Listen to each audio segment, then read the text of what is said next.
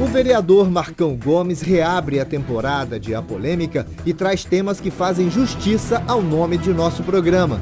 Ele discute assuntos espinhosos como a terceirização da mão de obra, o voto distrital e, acredite, defende a punição dos petistas que cometeram delitos nos escândalos que envolvem o governo. Marcão destila com Cláudio Andrade críticas à prefeitura e também à Câmara, onde os vereadores da situação são meros despachantes das propostas que saem do Executivo. O vereador volta a repisar na denúncia de que houve desvios de 110 milhões dos cofres da prefeitura, fato que ele já denunciou à Polícia Federal. Denúncia, embate, escândalo. Temas de mais esta edição de A Polêmica.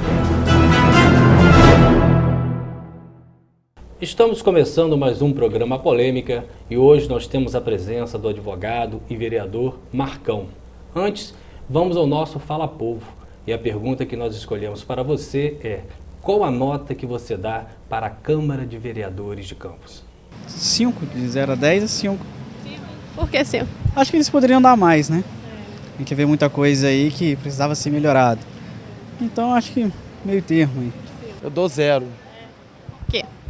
Porque tá faltando muita coisa em Campos e não tá tendo retorno de serviço nenhum em Campos, tá faltando, mandando muita gente embora, muita gente desempregado, sem o que fazer em Campo, pai de chefe de família, tudo desempregado e não estão tendo nem noção da gravidade que estão fazendo com o povo.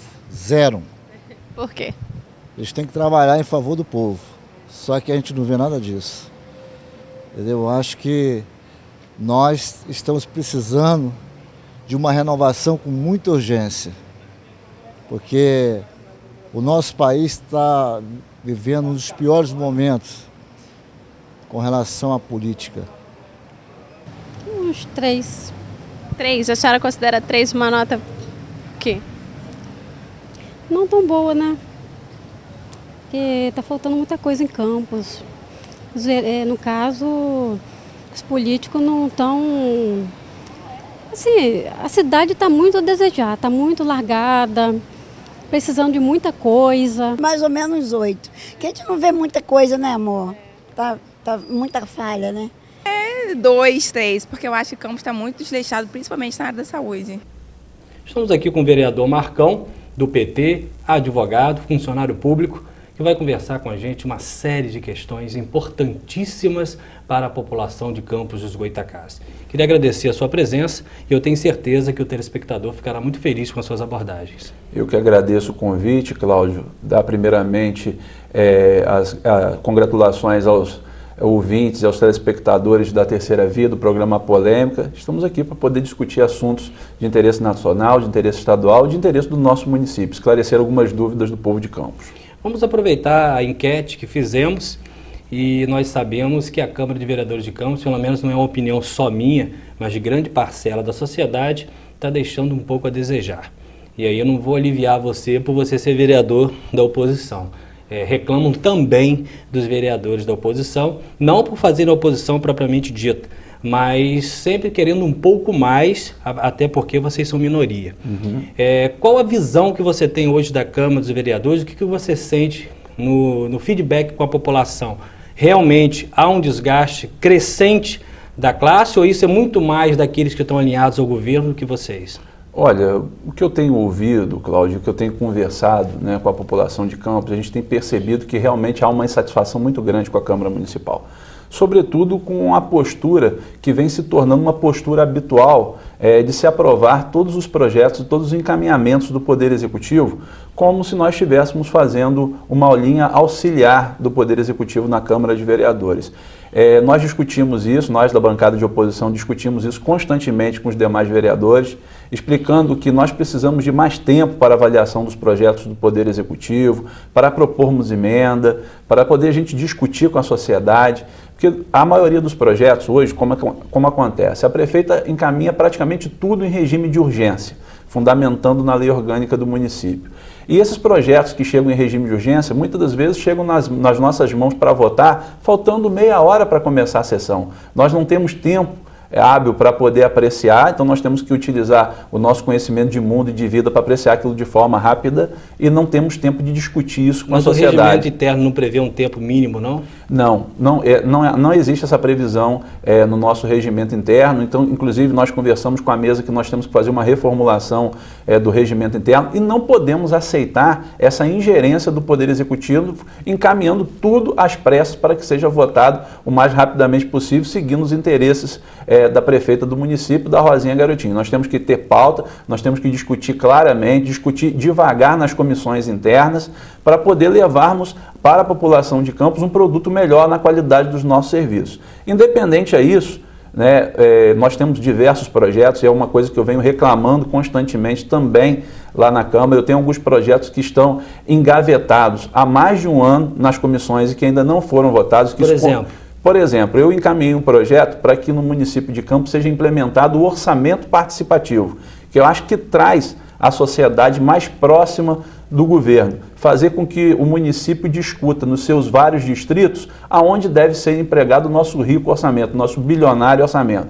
Esse projeto ainda não veio à votação. Um outro projeto que eu considero muito importante, que também está em alguma comissão, que ainda não veio ser discutido, é um projeto de criação do Fundo de Reserva dos Royalties. Eu proponho a criação de um fundo para que no futuro, quando nós não tenhamos mais a riqueza do ouro negro na nossa região, nós tenhamos um capital investido semelhante ao que é feito nos Estados Unidos e no Canadá. No Alasca existe essa experiência e no estado de Alberta, no Canadá, também existe. Cria-se um fundo, a gente capitaliza esses recursos nesse fundo para que no momento de crise esse fundo possa ser utilizado. Infelizmente o Poder Executivo também deixa o Poder Legislativo tem deixado esse projeto na gaveta, não foi votado e é um projeto muito importante.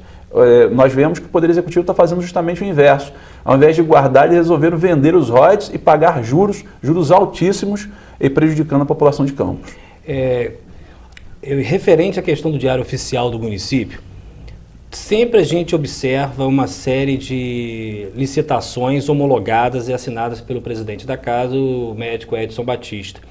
E internamente eu soube que não passa previamente pelos gabinetes, e me desminta se eu tiver, me corrija se eu estiver errado, que vocês não têm a apreciação prévia dessas licitações, porque muitas delas a gente analisa o custo-benefício delas, se vale a pena ou não, tem jardinagem, cooperagem, lanche, enfim, tem uma série de...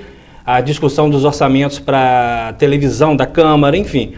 Mas é verdade que vocês só tomam ciência da homologação da mesa pelo Diário Oficial? Sim, isso é verdade. Nós não temos ciência dos atos praticados pela mesa diretora. Na verdade, quem conduz esses trabalhos é a mesa, o presidente, o vice-presidente, o primeiro secretário, né, o primeiro vice-presidente, e eles que conduzem essa questão interna. Existe uma comissão interna, que é a comissão de fiscalização, cabe a essa comissão de fiscalização acompanhar esses atos que estão sendo praticados pela mesa, mas eu não faço parte dessa comissão, acredito que nenhum vereador da oposição faça parte dessa comissão interna, que tem a função de fiscalizar esses atos praticados pela mesa diretora da Câmara. Então a gente chega à conclusão que a política partidária ela não se encerra quando termina a eleição.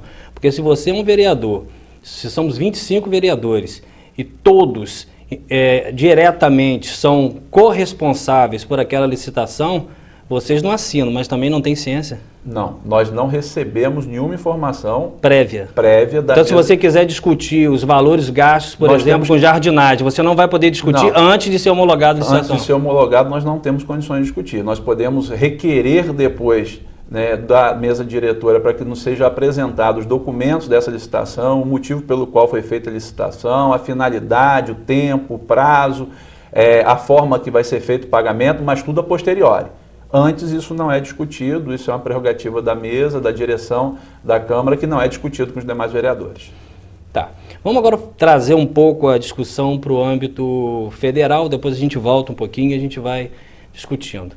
Voto distrital. Tem sido discutido muito aí a possibilidade, a Comissão Constitucional de Justiça do Senado, muita gente se equivocou dizendo que o Senado aprovou, mas na verdade foi a Comissão Constitucional de Justiça, aprovou a possibilidade do voto distrital para cidades com mais de 200 mil, enfim. Campos dos Goytacazes, 25 distritos, cada partido, se for aprovado, pode lançar um candidato por distrito com suplência. Na sua opinião, como vereador, que já tem experiência na militância política, isso é bom ou isso é ruim para o nosso município? Eu acho que a fórmula que foi apresentada pelo senador José Serra para implementação imediata, já nas próximas eleições, da forma que foi colocado, acho que não é bom para o município. Porque forma em que sentido você está falando? A forma, eu estou falando da forma que ele encaminhou o projeto. Como ele encaminhou o projeto? Para cidades com mais de 200 mil eleitores, que é o caso do município de Campos. Nós temos cerca de 350 mil eleitores e se nós formos dividir este número em distritos, nós teremos colégios eleitorais para cada vereador disputar muito pequenos, com cerca de 14 mil eleitores apenas. Eu acho que essa experiência seria válida para municípios que têm uma população, que têm um colégio eleitoral de mais de 1 milhão de habitantes, pois o colégio eleitoral seria um colégio eleitoral significativo dentro desses distritos. Para o município de Campos, caso seja implementado o voto distrital, eu defendo o voto distrital misto, como é praticado na Alemanha, Cláudio. Na Alemanha, o voto distrital misto ele funciona da seguinte maneira: metade das vagas da Câmara é distribuída em distritos e a outra metade é utilizado o sistema proporcional como é utilizado hoje. Então, os vereadores, no caso de Campos, eles disputariam em 12 ou 13 distritos e o restante das vagas seria disputado em todo o município. É essa a fórmula que eu defendo, que eu acho que seria uma fórmula mais justa, mais igualitária e que possibilitaria uma melhor representatividade. Mas o que faria com que aqueles disputassem em tese uma eleição mais difícil, que seria a distrital, e os outros corressem por fora numa proporcional? Como é que seria feita essa divisão? Não, todos concorreriam... você tem votos distritais e votos proporcionais. Exatamente. Todos concorreriam nos dois modos. Cada vereador escolheria o distrito que ele iria concorrer, mas também concorreria no todo na distribuição do voto proporcional. No projeto do Serra, nós ficamos vinculados à nossa zona eleitoral? No projeto do Serra, eu não tenho conhecimento se há uma vinculação à zona eleitoral. Isso é um outro grande problema. Claro. Por exemplo, Sua esposa não vota em você se bobear. Exatamente. A minha mãe não vai votar em mim se bobear, porque ela mora numa outra zona eleitoral. Ela teria... ela gostaria de ter a representatividade do filho, mas não vai poder votar. Então, são questões que eu acho que o tempo... ele é muito curto para que seja implementado. Até 2 de outubro, né? E existe uma outra corrente na Câmara Federal que está propondo um veto cruzado a essas situações para que seja mantida nas eleições de 2016 a mesma fórmula que foi apresentada nas últimas eleições, ou seja, com a possibilidade de haver ainda coligações na proporcional e ainda com a possibilidade de não ser implementado o voto distrital já para 2016. Então essa é uma grande discussão que ainda vai tomar muito tempo da Câmara Federal e do Senado. Existe uma outra questão que está sendo discutida, que é a questão da prorrogação dos atuais mandatos ou da redução dos futuros mandatos em 2 anos para haver uma igualdade de coincidência nas eleições. Então essa é uma outra grande discussão. Porque eu acho que vai ser, em termos de estrutura, impossível, né? Exato. Até os recursos, né? Você vê que hoje nós temos eleições de 2 em 2 e os recursos de bobear, a pessoa toma posse e ainda não houve um recurso apreciado. Você imagina com todos juntos recorrendo, diplomação, registro de candidatura? É uma coisa que é um novo momento da estrutura política do nosso país, que nós estamos acompanhando de perto e como toda implantação, como todo projeto embrionário, né, nós temos que estar conhecendo cada detalhe desse projeto de lei para poder estar discutindo isso junto da sociedade e aprovar o que nós entendemos, né, o que os nossos representantes entenderem que seja melhor para o povo brasileiro. Antes de esgotar o assunto do distrital, partindo da ideia que fosse aprovado, como é que ficaria a disputa dentro do partido? O PT ainda já tem um pouco de costume de fazer essas disputas internas, porque nós teríamos que escolher um para cada distrito, né? Isso. Na sua opinião, com experiência de partido, como é que isso seria feito para poder se escolher esses candidatos, já que não teria mais uma liberdade de todo mundo se filiar para ser candidato a vereador? Você tem ainda que filiar e disputar dentro do partido aquela vaga. Olha, nós, lá no Partido dos Trabalhadores, nós temos um nosso estatuto, né, que prevê que todas essas discussões elas passam pelo diretório. né? Estadual? Não, municipal. Municipal. Os diretórios de todas as instâncias têm as suas autonomias. Você não sofre ingerência nenhuma do diretório estadual se você tomar uma decisão aqui? Nenhuma ingerência, isso é garantido aos nossos diretórios constituídos. Então isso seria uma discussão... Então o Lula parou de fazer isso, né? Porque com o garotinho ele fez isso, né? Eu acho que a única experiência que teve de ingerência foi naquela... Da Benedita. Naquela situação onde o Lula teve o Brizola como vice, né? E naquela época a Benedita serviu também para serviço do garotinho naquela eleição. Teve a história do Vladimir Palmeira também, né? Mas foi no mesmo momento. Foi a retirada da candidatura do Vladimir Palmeira para poder fazer com que houvesse uma aliança à época entre o PDT e o PT no âmbito nacional, mas que isso passava pelo Rio de Janeiro por exigência na época do Leonel Brizola. Então o PT ajudou o garotinho a ser governador do estado. Infelizmente foi uma ajuda que eu tenho certeza que o Lula e o PT se arrependem bastante. Marcão, vamos ainda dentro do âmbito nacional, terceirização. Estamos aí com o projeto de terceirização muito discutido. Para uns, o projeto de terceirização é ruim, porque para aqueles que já têm direitos trabalhistas assegurados, seriam trazidos para baixo a função de meio e de fim, e aí começariam a perder direitos trabalhistas, também ficariam muito soltos, concursos públicos poderiam perder um pouco a força da estabilidade. Qual a leitura que você faz disso? Olha, eu faço a mesma leitura que a nossa bancada, a bancada de deputados federais do Partido dos Trabalhadores fez, que foi a bancada que votou em bloco contra esse projeto de terceirização. Mas aí você vai me dizer qual a opinião sua com relação à posição da Dilma, mas nós vamos conversar isso depois do intervalo. Nós estamos aqui com o vereador e advogado Marcão, daqui a pouco a gente volta.